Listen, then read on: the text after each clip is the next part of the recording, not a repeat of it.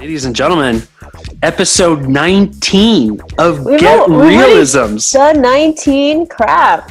Get Reelisms podcast, ladies and gentlemen, episode 19. There's George in the background. He's going back upstairs, but I want to say, Christine, congrats on Vouée, on finishing it, getting it in the LA, in the Louisiana Film Prize. So, congratulations. Thank you so much. Sensei. Yeah. Crazy, right? Like I honestly didn't plan on that. Making 3 features in a span of what, 3 months, right? Yeah. No, 3 features in like a month and a half. Shit, dude.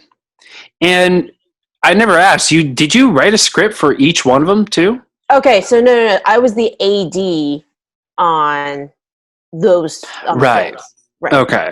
Yeah. Oh, so right. Okay. all I did was AD. Gotcha. But Vouée was what I wrote. I wrote Vouée and shot it on our day off. Yeah. That's right. Yeah. That was your day off shoot. Yeah, and that's the other thing too. You didn't take a break from that time. It wouldn't have worked if I had thought about doing it later. If that makes any sense. Because I happened to here, let me share this real quick. Okay. Let me send this to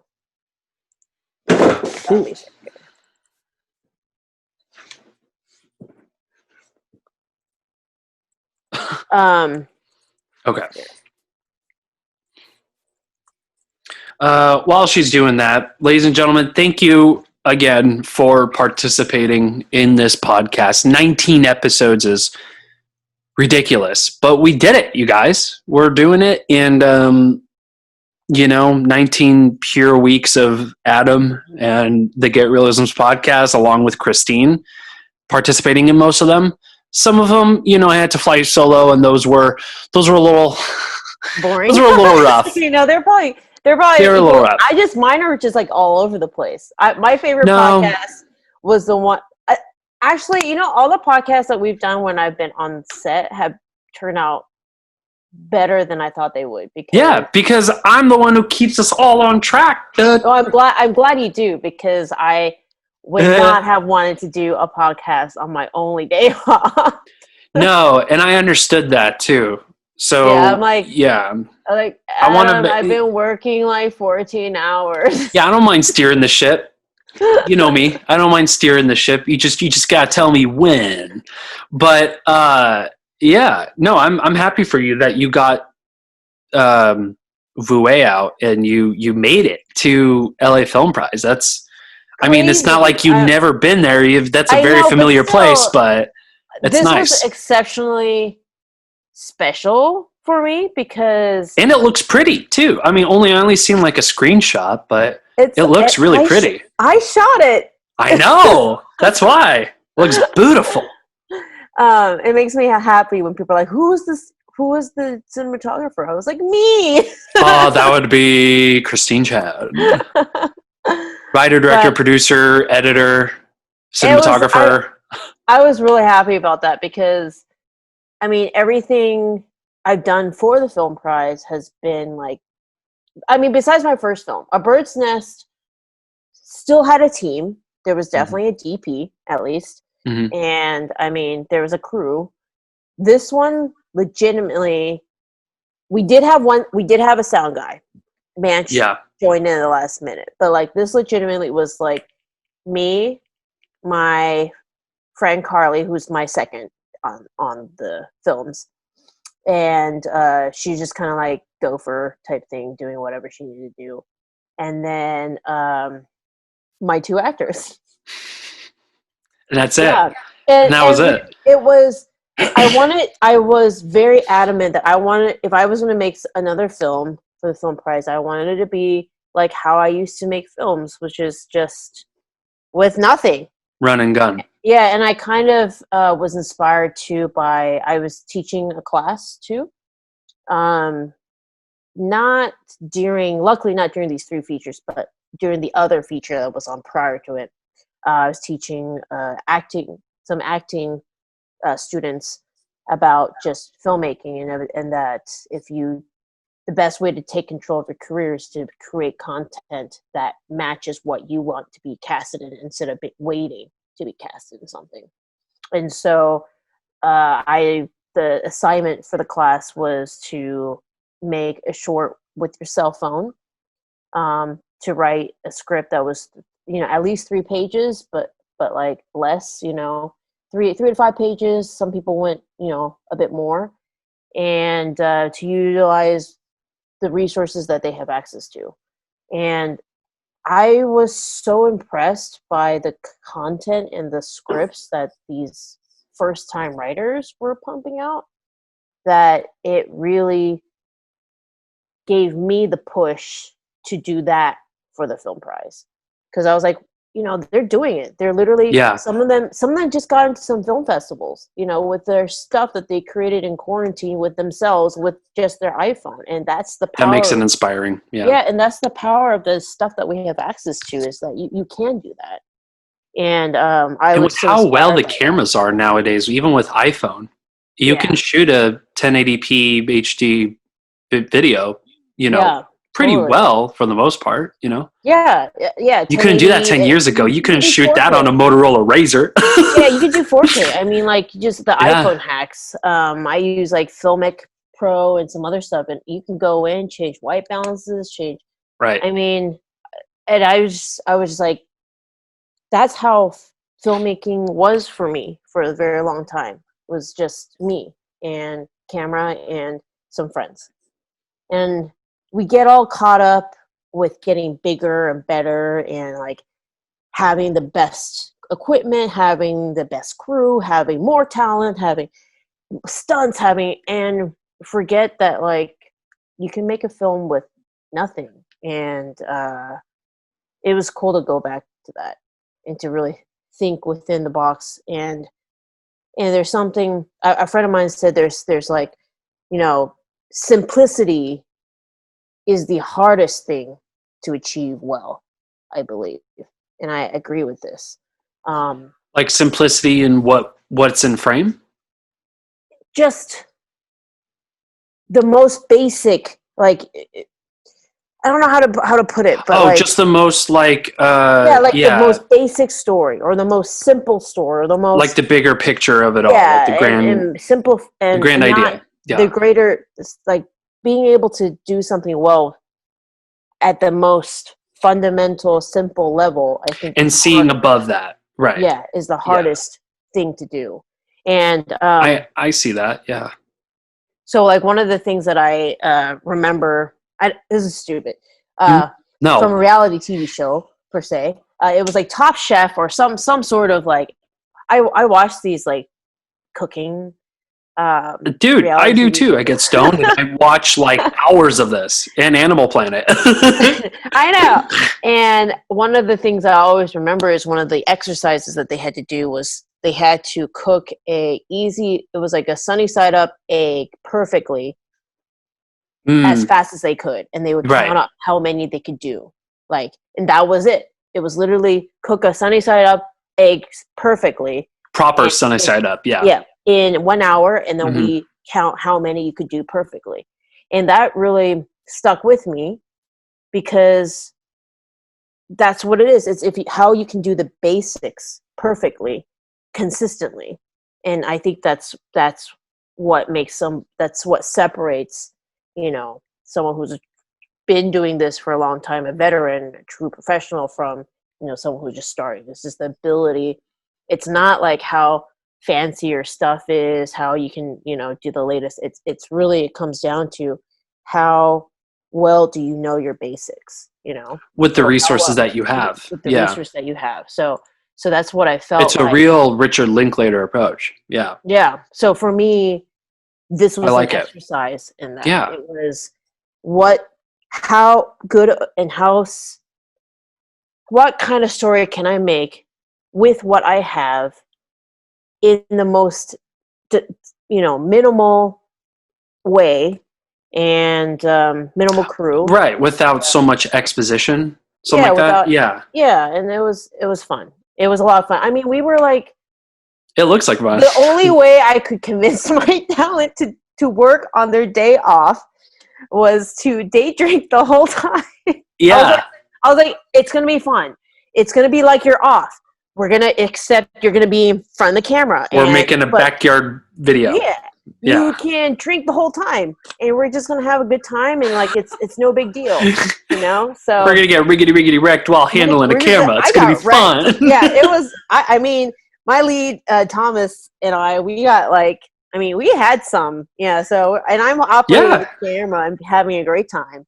Right. And, which you're a professional and you know how to handle a camera. For anybody who's like, that sounds reckless. It's not. She knows what she's doing. I've been shooting for a while. Yeah, she knows what she's doing. People are, I think it's a luxury to hire other people that are, I would love to always be able to hire other people who are better than me, and there's plenty of people who are better than me, but I right. I know how to shoot. I started off as a shooter. But if it's like you said, it's simple enough and pretty straightforward, you know. There's no need to have some ambiguity, you know. There's no need to have any like hidden agenda or, you know, some sort of like, I'm sure there's a theme with, you know, what you're shooting, but it's not necessarily like you have to have so much exposition in order to fill in all that story, because sometimes when you inflate something, it doesn't justify what you're seeing because it's almost like added fluff. It's like yes, it's I call it things that distract, right? Like the perfect example of this, and I do love the movie, but this the one thing I hark on is Reservoir Dogs. You remember that movie? Yes. You remember the beginning when Quentin Tarantino talks about Madonna, the song Like a Virgin? It's been a while. But okay, so, but either way, it has nothing to do with the story. Like, if Tarantino just cut that out and just had it open with, you just see all the guys walking down from the restaurant, you know, and it opens with Reservoir Dogs, like that opening sequence, like that works. You didn't need to have the scene before it of Tarantino explaining a Madonna song. It's just unnecessary. Yeah. Like it's there, and I'm not saying like it shouldn't be there. It's history. Like I still love the movie no matter what, but it's interesting to have or watch a scene that is like, oh, what does that have to do with the story? You know, like what does that have to do with the greater scheme of things? But yet you can argue that with any David Lynch film, but I argue differently, you know. So I don't know. I don't know what I'm talking about usually. I don't know either. But at the same time, but at the same time, it's like you're right though. To have something simple and to have something just straightforward is just as rewarding as simplicity. If you think about it, for like any filmmaker, all the high end brands are simple but done very like, you know, like I've gone to these like really fancy, I don't know, like West Elm type stuff, and you just see this like pot and it's like one color, and it's pretty, but and it's exceptionally simple, but it's like selling for like so much. Because I found that same exact pot at Target for $27.99. You know, it's just like, what? Huh? Yeah. I don't know. I get it. I don't know what the metaphors I'm trying to go at, but like, no, but I think I think I'm picking up what you're laying down though. I mean, you could tell me if I'm wrong, but it feels like simplicity is always in the form of what one person perceives as simple as another person who perceives it as simple. For you, making a film is hard for any random dude down the street. Right. So the fact that you created something and created a product, that says a lot. You know, regardless how big the brand, how small the brand, big budget, low budget, it doesn't matter.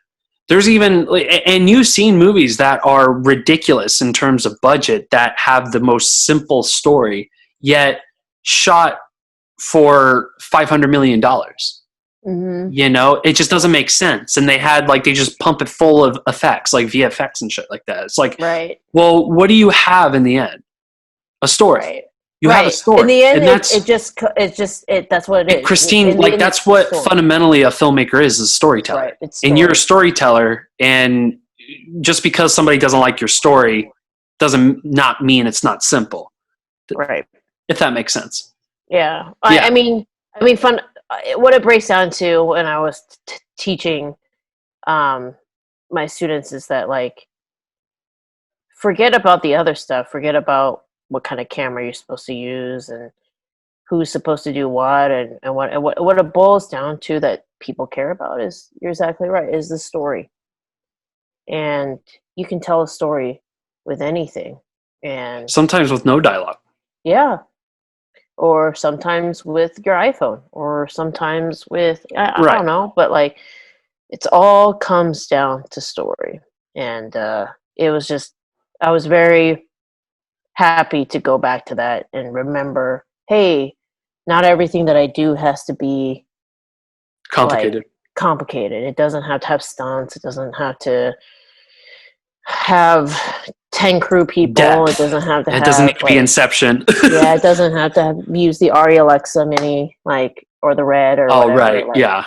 Like, sometimes it can just literally just be me on the camera and some very good actors. I lucked out. Yeah. My actors were so good. So, well, that's what makes you know it, what's right? funny? Yeah. I didn't even know Thomas. Well, I'd never seen Thomas act either. You interviewed him. Yeah, remember I did. on the yeah. I never 3 episodes ago. Yeah. Never ever. Just knew. But yeah, no, he's and it's funny because there's just some people who you can get a sense for, just by talking to them, and I definitely got that sense of, like, he's a hard worker, and if you give him a challenge, he seems like the type of guy who accepts a challenge. You know? And he seems like a guy who also has fun with this too. Yes, and that's the biggest thing. I see the joy in his face as in your face. You both were just jittery and excited. I had to keep the two of you calm down. And I need that. Like, yeah. You're right. ADing is not very creative. It's scheduling. It's keeping people on track. Sometimes it can be, because sometimes you get the director where you have to help AD. You actually have to help direct. And then I can get creative. But, like, most of the time, it's just logistics. It's crisis management and helping people communicate with each other. So the way I like to blow off steam is literally to create, and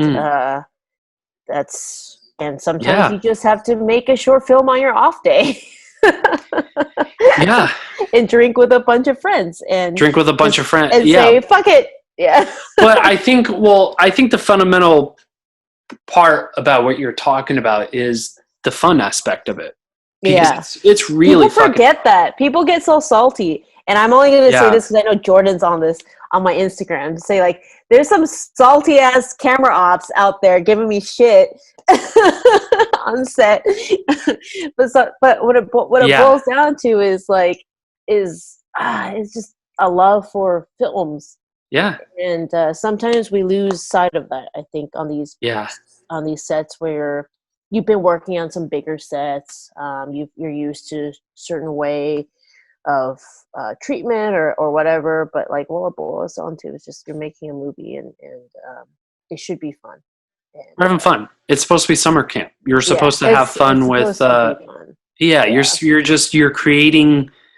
I don't know. It's like it's a collaboration, if anything, and you're just helping other people validate your story. Yeah. And they do it by proving, what their worth is, i.e. art department, cinematography, lighting, whatever it is. Meeting of the minds. And then the minds coming together and making something fucking pretty, like a movie. Yeah. Give me a break, will you? That's the best. With your friends that create as well. And that's the best. Talk shit about each other, and you just work really hard. It's so fun. It's fun, man. I love it. I'm very proud of the team, and I can't believe we pulled it off. I mean, I'm proud of you, Christine. I mean, holy shit. The amount of work that you made, like, remember the beginning of the podcast this season when you were Yeah. like, I don't know about work for me, man. Like this is kind of scary. You did the Now I'm Corman like- challenge. Yeah, Well, it now was I'm right like- after the Corman challenge, and you were like, Yeah. I don't know, like I'm like, kind of freaking out. I'm just never gonna work again anymore, Adam. And the next one was like, I can't do the podcast anymore. I Can't do the podcast anymore. I have 72,000 jobs. I can't do it anymore. I'm working too much. Yeah. But it's funny No. because you always do that to yourself. You always say that, and then out of nowhere, you get hit in the face with not even just one job, sometimes multiple jobs. I know. I'm like, oh my God, help. I'm stuck on a film set. No, but it comes to show you that, you know, it's like humanity or the universe sending you a message, essentially telling you like, dude, you're gonna work. Shut up. Like you're never ever gonna stop. Like no one will ever put you know, restrictions on Christine Chen and what she wants to do. Like that doesn't. It's not how it works. And you're just making shit. You're making shit happen. Making and movies. and so a little bit of Vouée, like what it came from. And you never become a sellout either. You know, you're just Christine. You're just happy to be here, and you just want to make movie stuff. magic. Yes, I just want to make movies. Yeah. So Vouée. It started off where I was sitting at the production office table, which is this long, big ass table in John Schneider's studio, River House, and the director, David Bush, was like, you know what? I know a perfect way to save money on like the next time when we make a shoot, I'm going to write a whole scene where we literally just push in on a cup of like whiskey and you hear the entire dialogue in the background and that's it. Oh, wow. That's pretty profound. And I was like, I like that. I like that. Yeah. I like that. So I kept thinking of that image and like, what can I do that's kind of like that? It obviously morphed into something completely different, but it started off with that image of like a whiskey, a sniffer. Is that what it is? A sniffer of whiskey? A growler. Yeah. A growler of whiskey. And I was just thinking of like what is happening, Yeah. you know, type thing. And then I was inspired by, we have a lot of woods where we were. Mm-hmm. And I was inspired by like our access to, we had 4-wheelers, we had RVs and stuff, and I was like, you know what, I can make something out of this. And yeah, And the access is I just wrote beyond. That's really cool. Yeah. You know what's cool? Mm. So I showed my, I'm glad he told me to, but my leader, Thomas, pushed me to show it before the screening of John Schneider's like rough draft of his film, which was a feature. And it was him, Glenn Morshower, who's been in like so many movies, and some other people. And they finished watching it, and John goes, "Hey, why didn't you burn down an RV for reals?" I was like, "Because I don't have one." He goes, Right. "You can burn down one of mine." That is amazing. Isn't that the coolest thing ever? That is really cool. I was like, hold up. I want to like get this in writing. I was like, are you sure? Well, because you sort of said it yourself. You're like, it's a meeting of the minds. It's like, that's pretty cool shit. He thinks it's cool. You think it's cool. It's like, yeah, why not do that? Yeah, that's my favorite story. That's amazing. Is like, oh, here's my short. Like, yeah, I'm like, hope you like it. Hope it doesn't suck. And he legitimately was like, this is great. Why don't you just burn gave down you a free an RV? pass to fuck shit up. Yeah, I was like, seriously? That's right. Light this on fire, Christine. That's amazing. Yeah, that must have been fun too. Yeah, that was very cool to be able. Where he's like, yeah, go burn something down. I was like, oh, whoa, yeah. So I thought that was very, very cool. That would be one of my best memories from from the shoot. I just never expected that. Like somebody just be like, yeah, I mean, who does that? It's like, hey, we, cheated it so it looked like we burned down a house. And then someone's like, hey, this is great. Why don't you burn down a house? Burn down mine. Yeah. Oh, okay. Sure. I guess. Yeah. Sure. I guess I'll burn down your house. That's awesome. Are you sure? Well, yeah, because it's not typically what you can do. And also when you burn something down, when you like vandalize something, it doesn't feel good. Like not for me, at least. No. Like for a lot of people, it takes their aggression, and I'm sure when I was 17 years old, I would say like, yeah, burn this shit down, But oh man, I gotta say, yeah, I have I'm like a mini redneck inside. Like I'm on this property. Oh, we're little kids at heart, and Christine, I'm just like sure. 4-wheelers all the way, and like and we're in an industry that enables that too. Yeah. Do you understand that?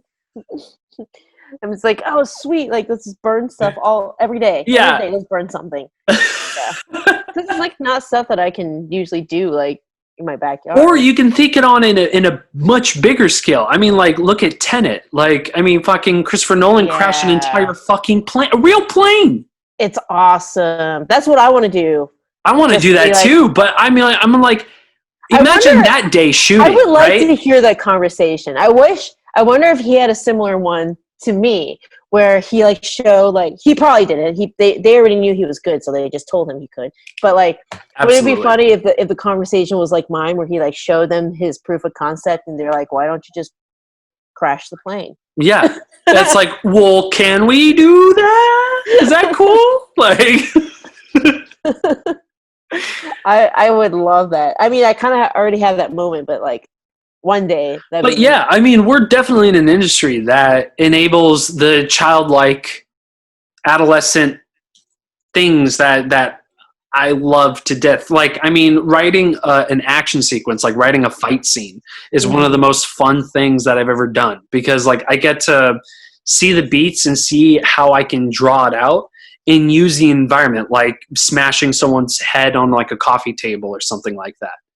You know, it's just minor stuff like that. It's like, this is going to be wild, because it just tickles that WWE thing in my head where, I just see like Hulk Hogan, like jumping off something and crashing onto the other person. Like writing that is absolutely fun. So I can't even imagine just like having that actually come to life must be a fucking crazy thing. It is. So, it's cool. And for you to have that opportunity to burn a fucking RV down, sign me up, dude. Let's do this. Right. I was good. I ended up we only burned a little part of it because the actual producers were like, "Are you seriously gonna burn down an entire RV for a short film?" And I was like, "Well, I got why not?" But then they were like, "Well, we wanted to use that for our next film," and I was like, "That's fine. I'll share." You party poopers. Come on. Yeah, I was like, fine. So yeah, I didn't get to actually burn down the whole thing, but I did get to set it on fire a little bit, and to me that was pretty great. You still burned half more RVs than I did. Yeah, I burned more RVs than anybody has, so than most vandals. It's kind of funny, actually. Yeah. Yeah. So yeah. So that's a lot of fun, though, dude. I'm glad you had a good time with it. Are you going back to Snyder Studios anytime soon? Snyder's, unless I guess if they're gonna, I know they're working on other projects. Right now, they're trying to clear out all the mess that we've made. I mean, 3 films in one location—that's a lot of mess. I don't know if that's necessarily true. You have a pretty tight wrap out. Like you don't let things fall through the cracks when it comes to wrapping out. Yeah, but I wasn't the producer this time, so. Okay, fair enough. Yeah, fair enough. If I was the producer, yeah, it would be tight wrap out. There would be schedules and protocol, and everything would be laid out. But I wasn't this time, so I don't know how their wrap out was. But it was nice to be like, peace, like, not my department. Oh, that must be fun. Yeah, I can see why. But after I'm back to writing. I'm back to writing. Okay, I was gonna say, so you're back to work again. Yes, I actually did a to-do list today. my next part 2 I need to do that. quarantine goal list. So I got to reapply to the ADDGA because some of my stuff didn't count, but now I have 4 feature films, so now they can't let me not let me in. So right. And then I'm gonna go back to writing. I have an idea cooking in my head for something else. Somebody was asking if I would ever consider doing like a thriller horror because those sell, and I have something in my head. Yes, yes, I love it. You know, I love horror films and thriller films. So yeah. Whatever you got, if I can read it, Totally. I'm your I'm man. Excited. I have some visuals, and I don't know. We'll see. I always it's always exciting in the beginning, and then like you get to the second act, you're like, why did I do this? Well, that's the thing. Like, so you know what's so funny, Christine, is that's what I'm going through right now. But I'm actually going through that with the third act. But what I did was I just realized I need to take a break. Yeah. I just realized I need to give myself. I gave myself a week, and I'm back to it hard, but it's very small at a time because I learned that I burn myself out, and then when I burn myself out, I build resentment towards what I've already written. So like the next day it will happen. I wrote 20 pages. I'm like, I want to cut these 20 pages. Like these pages don't work. Yeah, there is something about looking and staring at your work the whole time over and over again. You just lose perspective. But you're like, I guess you have to knock that shit off because you like those could be valid ideas. They could be actually worthwhile. It's just when we see it at first glance, we don't necessarily have the same feelings we do at third or fourth or fifth glance. Sure. So I leave it alone, and then I come back to it, and if I still feel raw about it, I know that this isn't the only draft, and I can go back, and I'm going to just really flesh out what I don't like and what I do like. Yeah, and I think that's something that comes definitely with experience. I had to tell this to a recent student of mine, a new mentee, and I was like, hey, she was like, she couldn't make it to the end because she was like, I keep thinking I'm going to write the wrong ending. And I was like, yes. I was like, that's totally fine. I was like, write at any ending. Right. Write multiple endings. And sometimes when you start writing one, you'll feel that's wrong. Or you'll write something else and they'll combine to a better ending. Like you have to. Yeah, exactly. The next draft is going to be that much better. You can't be precious. Like, right. You just need to know, you just need to like get it out, and at least you'll have an ending, and it's okay if it's not perfect, because I was like, you can be writing all the way while you're shooting. You can be writing, it's not over until it's like marketed out and distributed and stuff. Yeah. David Lynch also talked about this at length too, and he says the trouble about brainstorming and getting the ideas on paper and then actually shooting those ideas that were on paper, there's so many things that can happen, especially if it's your own script and you're directing it, and you have to be open for compromise. If you're not open to compromise, it's not going to work. Yeah. So already you cannot be that attached. Yeah, you can't. Which is kind of a fucked up thing to think about, because things just happen. Nature happens. And humanity happens, and fate happens, and there's some things that you just can't fix, but you just have to minimize that and understand what you got to compromise is what you got to compromise, and you can't lose focus and lose grip on, instead of like the stupid things that you love, just understand that no matter what, you're still going to get the story out no matter what, just because this exact frame isn't what you had in your head. Right. Yeah. So you sort of have to like lower your expectations in a way, especially when you're directing, but not in a way where hinders your creativity. Sure. But in a way that can call for compromise, and you're willing to compromise. Because I've definitely have seen directors that have just Yeah, but will wouldn't it be not. great to just be like, I can't compromise on crashing this real plane into a building? Oh, 100%. 100%. That is I can't nice. wait to get to that point where I I can be can't like, wait either. I'll be like, look, dude, you don't understand. Like, if I don't crash this plane into the building, It doesn't it messes work. up the entire movie. It just doesn't work. Like, it just doesn't. But I feel like you have that in your mind though, right? It's like because your scripts evolve and they expand and they get better. Like Fun Employment would be a completely different movie than it is now back in 2013 if you shot it now.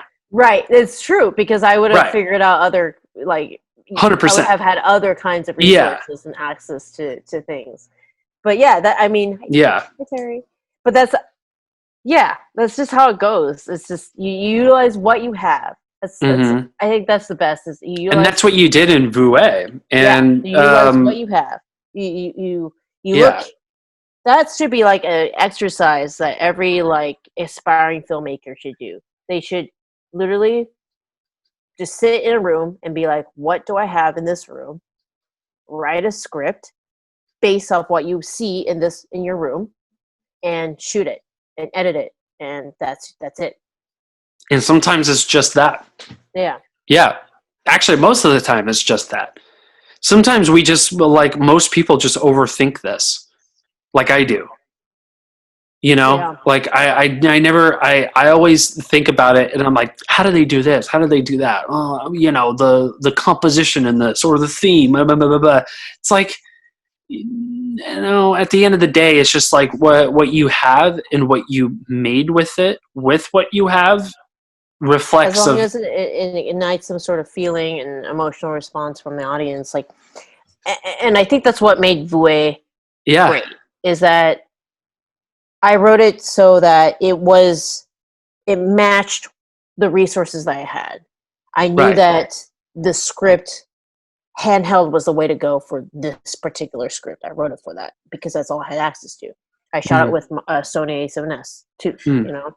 That's all I had, and I knew that like I would be the one shooting it, and so I structured the entire story based off of if I had a full day to shoot, you know, so daytime, and then it goes into blue hour, magic hour, blue hour. I utilized every single part of that day, and I scheduled it that way too, you know. So, yeah, and I knew I had an RV. I knew that I had a four-wheeler. I knew that I had the woods. So from there on, it just happened, and it was fun. And I call these I guess I've been doing this for a while in terms of, I call these quick fire challenges. I used to do them with Jason and Kellie a lot. Usually it was Jason would present some sort of script idea or something and be like, hey, I want to make this. And then, you know, it's a little bit like Dogma. Is it Dogma filmmaking? Or what is it where there was a whole period of filmmaking where that was the whole purpose, was that yeah. Yes. What is that called? Was it called Dogma? It might have. Yeah. Was it? Right. It was a whole series of films where films utilizing. Well, it was in a certain time period, right? Like, was it back in the 90s? Yeah. What's it called? It is called. It was like there's a lot of rules. Like you can only use natural light, and you can only use. Is it Dogma? It's not Dogma, is it?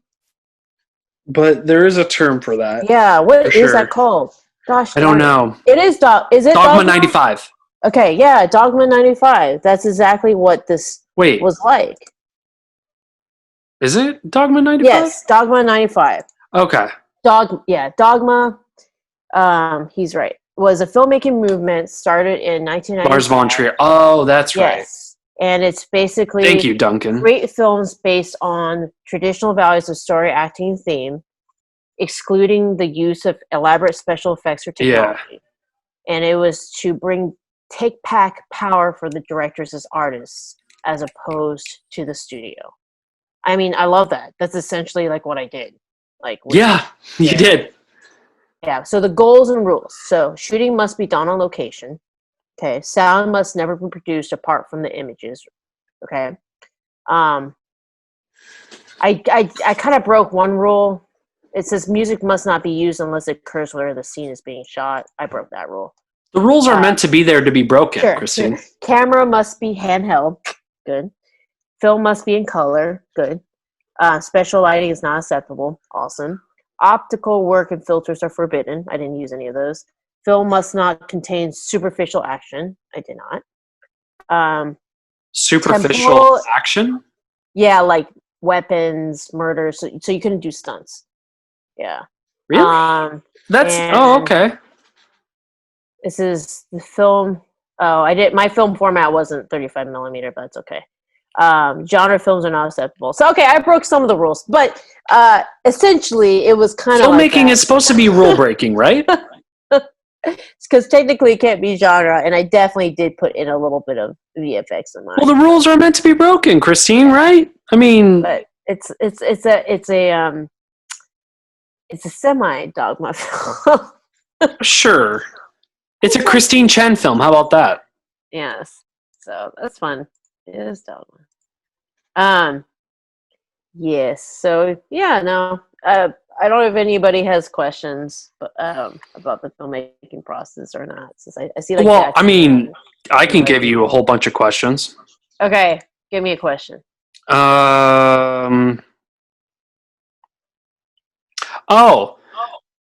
So the script that you're writing, the horror thriller, are you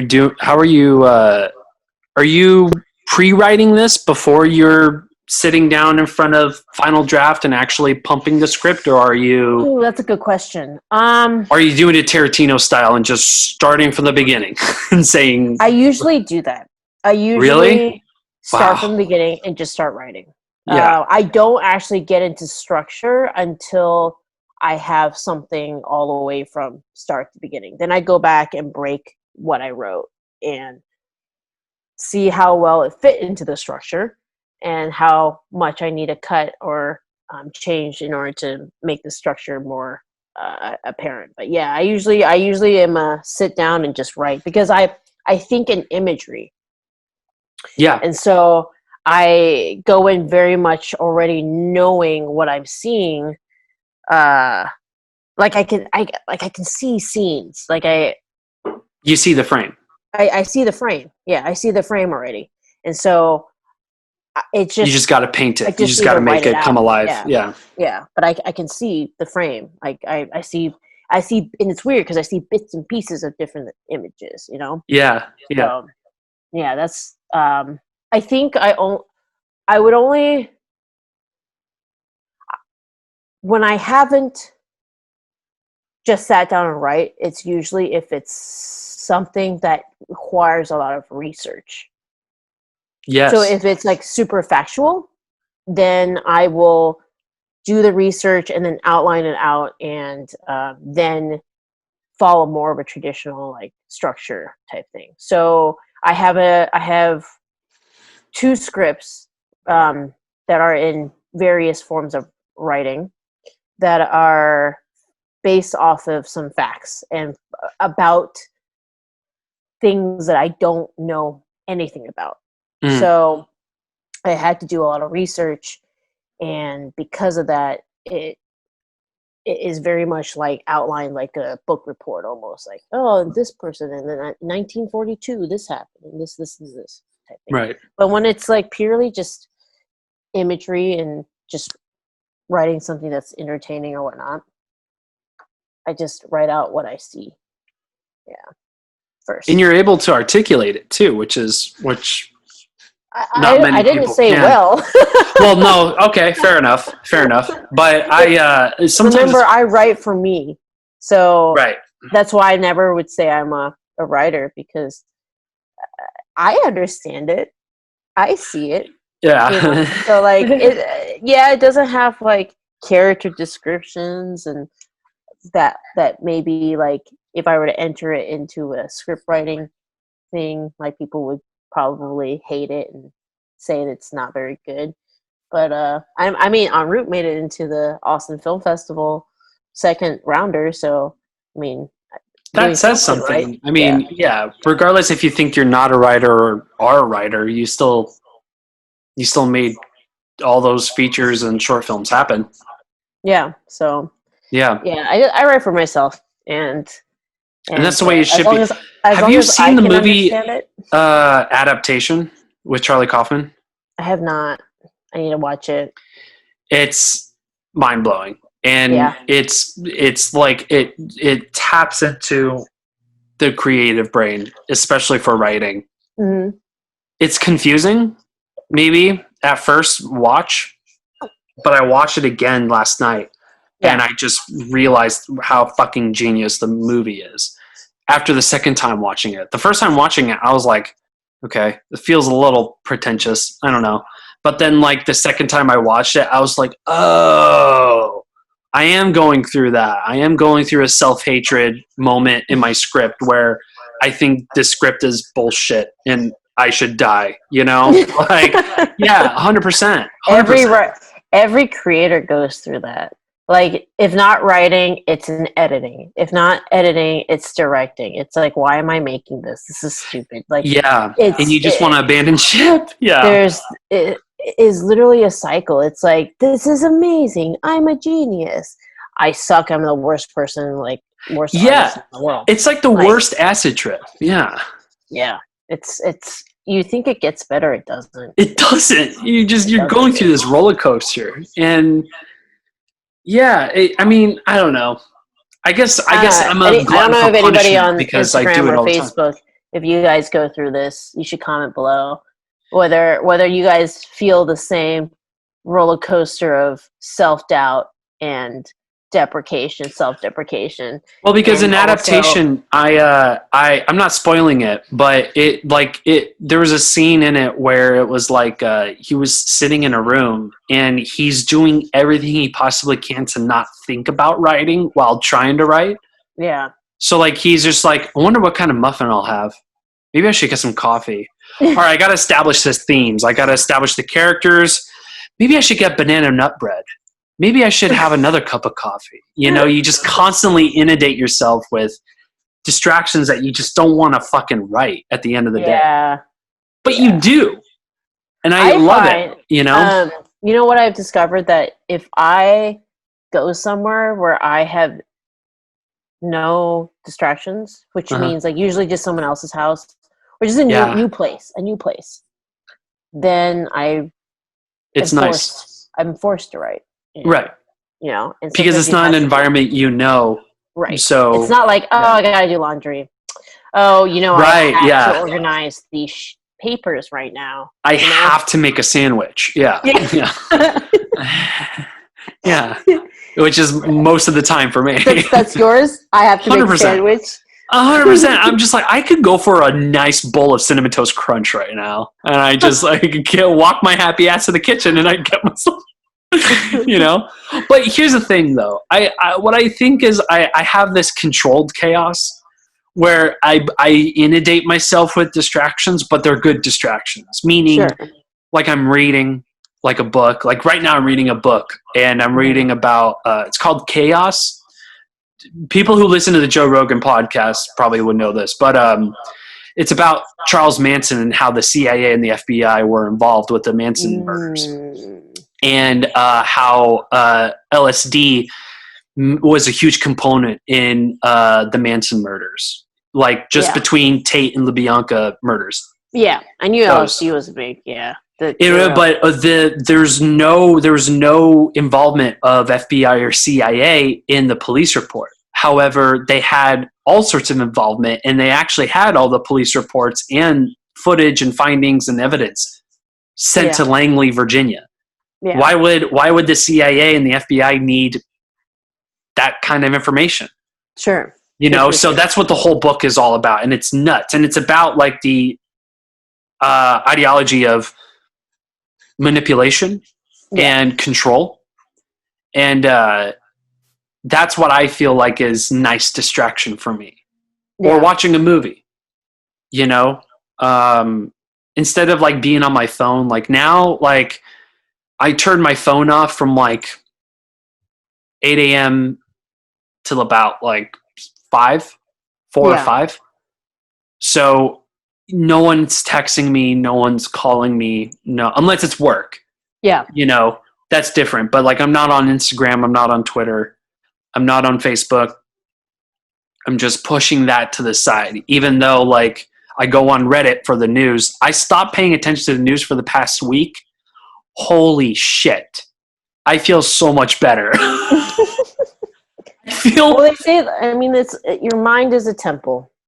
Yeah. You have to make sure you control what goes into it, right? 100%. If you're not filtering things that go into it, you can be subconsciously or consciously affected, and that will affect your productivity.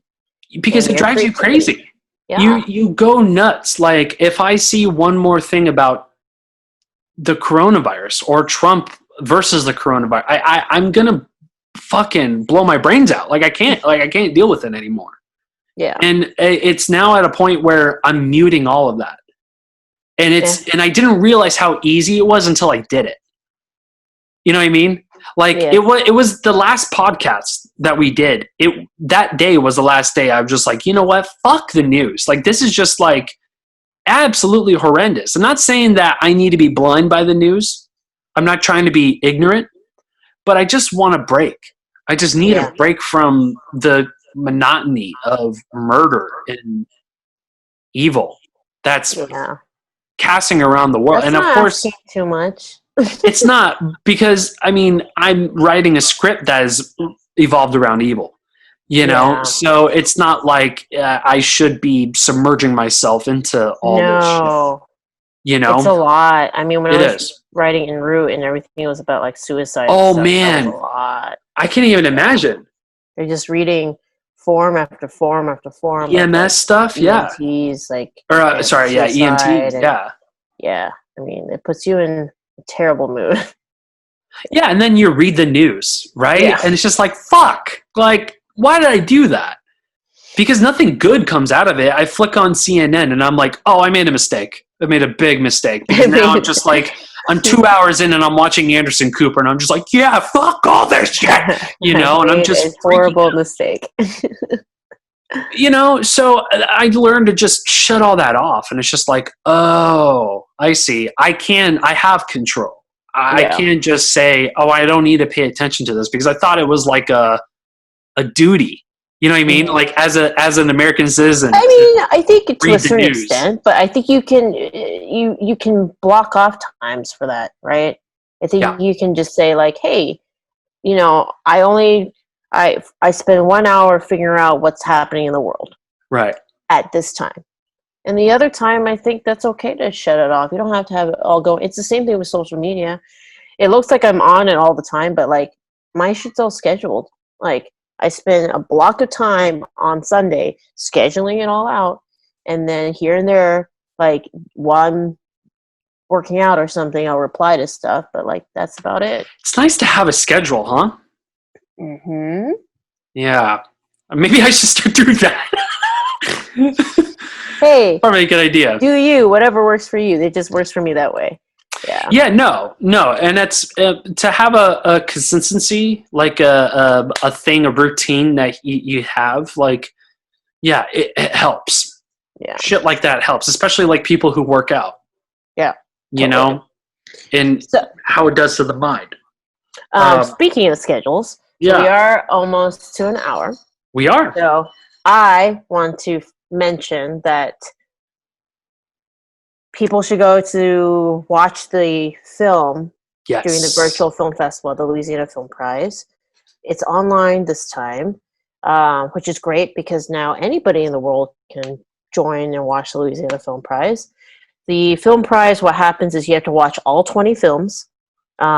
They have a system that basically unlocks after you've proven that you've watched all 20 films, and you can vote.